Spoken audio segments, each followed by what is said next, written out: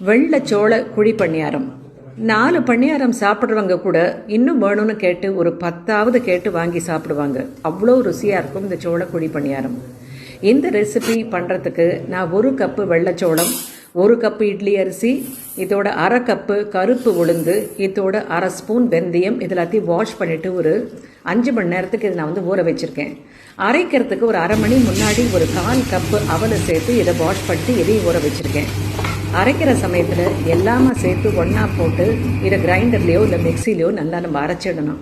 அரைச்ச மாவை வடிக்கிறதுக்கு முன்னாடி தேவையான உப்பை போட்டு நல்லா கையால் கலந்து விடணும். இந்த மாவை ஒரு 8 மணி நேரமாவது மினிமம் இதை ஃபெர்மெண்டேஷனுக்கு நம்ம விட்டுடணும். இதை புளிச்ச மாவில் நம்ம இப்போ குழிப்பணியாரம் பண்ணுறதுக்கு தயார். இப்போ வாணலியில் எண்ணெய், கடலைப்பருப்பு, உளுத்தம்பருப்பு, கடுகு, சீரகம், பொடியாக நறுக்கின வெங்காயம், பச்சை மிளகாய், இஞ்சி, கருவேப்பிலை எல்லாத்தையுமே வதக்கி சேர்த்துட்டு இதோடு நான் தேங்காயை கூட சின்ன சின்னதாக நான் கட் பண்ணி இதில் போட்டிருக்கேன். நான் இதை குழிப்பணியார கல்லில் இதை மாவை நம்ம விட்டுட்டு எண்ணெய் விட்டு 2 பக்கம் ஃப்ளிப் பண்ணி குக் பண்ணாக்க நல்ல ஒரு அட்டகாசமான ஒரு குழிப்பணியாரம் ரெடி. சட்னி இல்லைன்னா சாம்பாரோட சர்வ் பண்ணுறதுக்கு.